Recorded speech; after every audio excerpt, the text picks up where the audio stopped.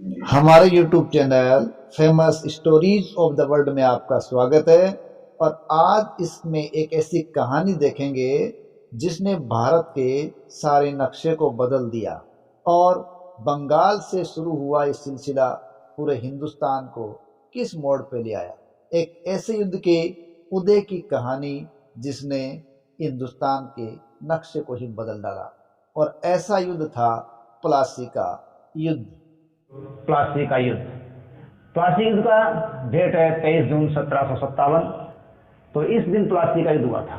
अब देखिए, हम बात करते हैं अपनी कहां से, बंगाल से शुरू। देखो, मुगल साम्राज्य के अंतर्गत बंगाल एक बहुत ही सर्वाधिक संपन्न और सशक्त क्षेत्र था। हर शासक की उस पर नजर लगी हुई थी। यहाँ बंगाल प्रांत के अंदर जब 1717 में मुगल सम्राट फर्रुखसियर थे, तब कंपनी को यहाँ दस्तक प्राप्त हुई और कालांतर में यही दस्तक बाद में विवाद का कारण बनी थी। बंगाल में जब तक मुगल सम्राट शक्तिशाली रहे, तब तक उस पर मुगलों का नियंत्रण रहा। लेकिन औरंगजेब की मृत्यु के पश्चात बंगाल के जो स्थानीय शासक थे वो उन पे हावी होते चले गए और इन्हीं परिस्थितियों के अंदर 1740 में अलीवर्दी खां बंगाल के नवाब बने। उन्होंने 1756 तक शासन किया और 1756 में अलीवर्दी खां की मृत्यु के बाद सिराजुद्दौला बंगाल के नवाब बने।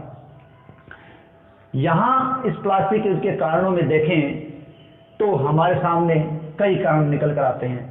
राजनीतिक कारण देखिए, सिराजुद्दौला नवाब बना, अनेक व्यक्ति उसके नवाब बनने में रोड़ा बने हुए थे, जिनमें प्रमुख थे घसीटी बेगम, दीवान राजवल्लभ, शौकत जंग। यहाँ घसीटी बेगम शौकत जंग को राजा बनाना चाहती थी या नवाब बनाना चाहती थी, और कंपनी की शह इनको मिल रही थी, क्योंकि कंपनी सोच रही थी कि यदि सिराजुद्दौला को इस पद से हटा दिया जाए तो कंपनी को और ज्यादा सुविधाएं प्राप्त हो सकेंगी।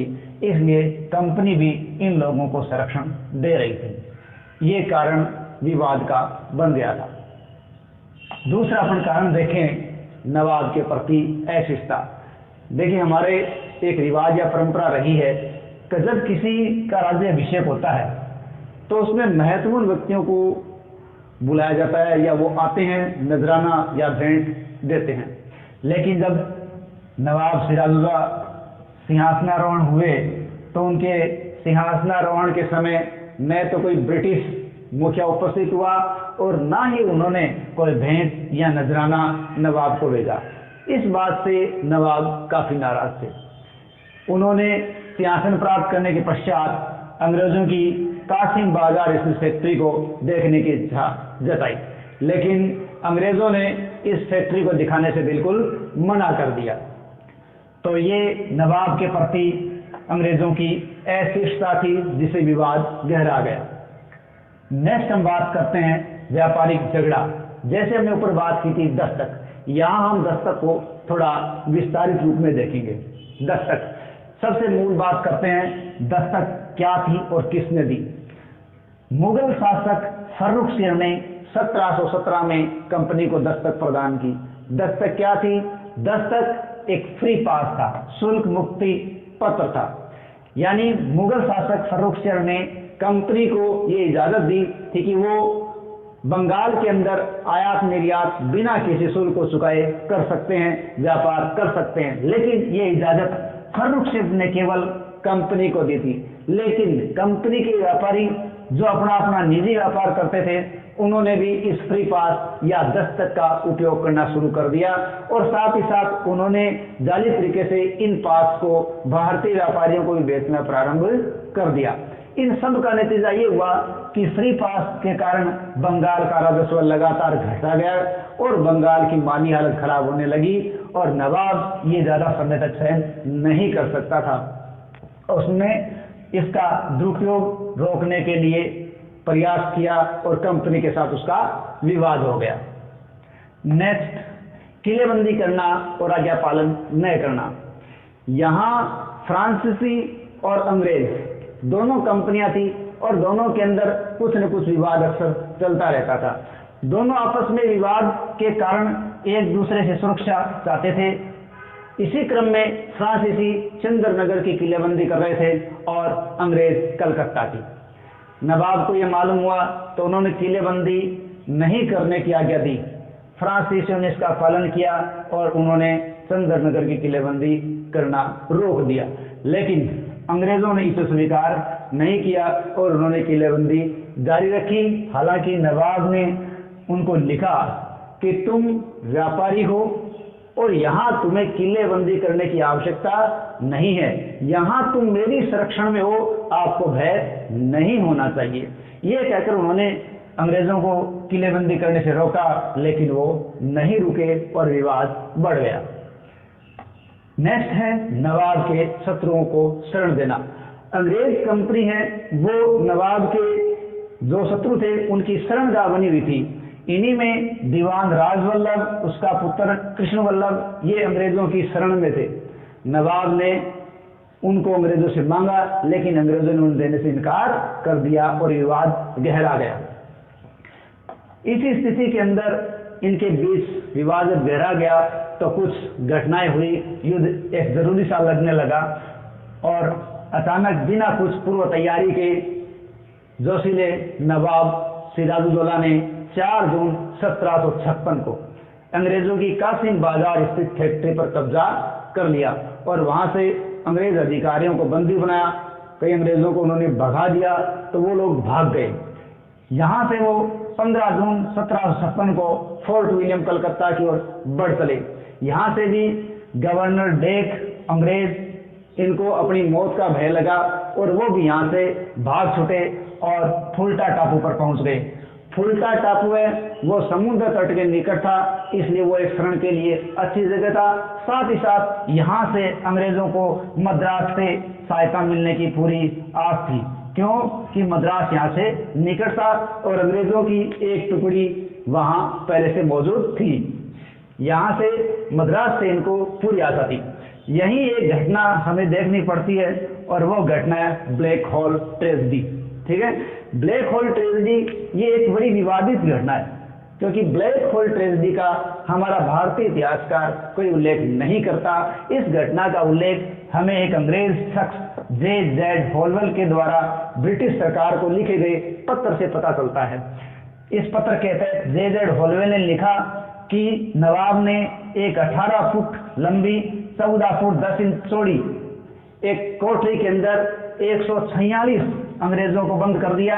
और ये घटना कब की है? 20 जून 1756।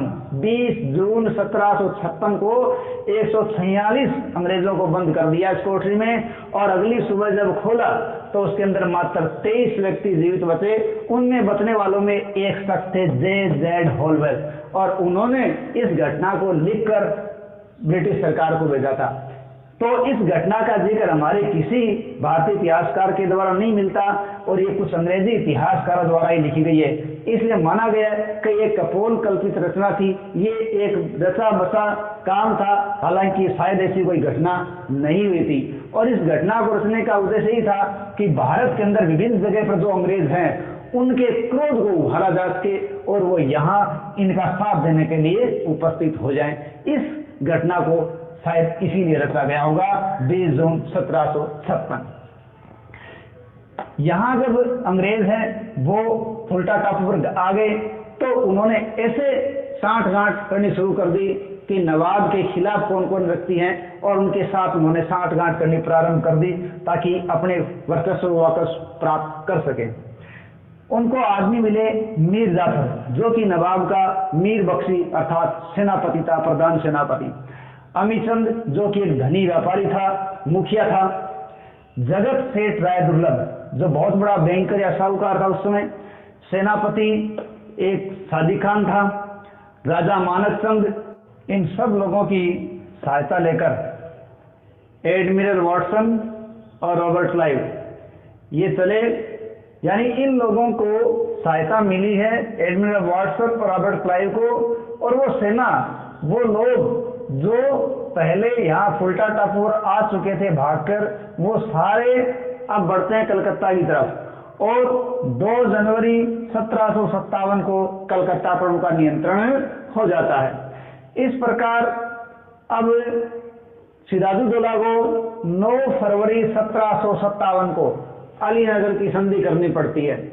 इस समय के आसपास लगभग कलकत्ता का नाम सिराजुद्दौला ने अलीनगर रखा था, इसलिए संधि अलीनगर की संधि है।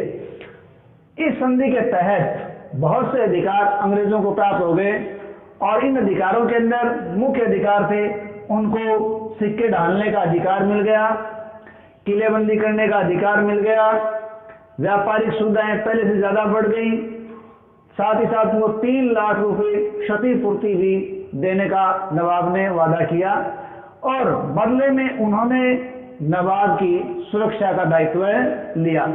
ये अलीनगर की संधि की कुछ शर्तें थी, लेकिन बाद में इस संधि की शर्तों को लेकर एक दूसरे पर आरोप प्रत्यारोप लगे कि दोनों तरफ से इस संधि की शर्तों का पालन नहीं हुआ। इस आरोप प्रत्यारोप से युद्ध की पृष्ठभूमि तैयार हो गई और मुर्शिदाबाद के दक्षिण में 22 मील की दूरी पर 23 जून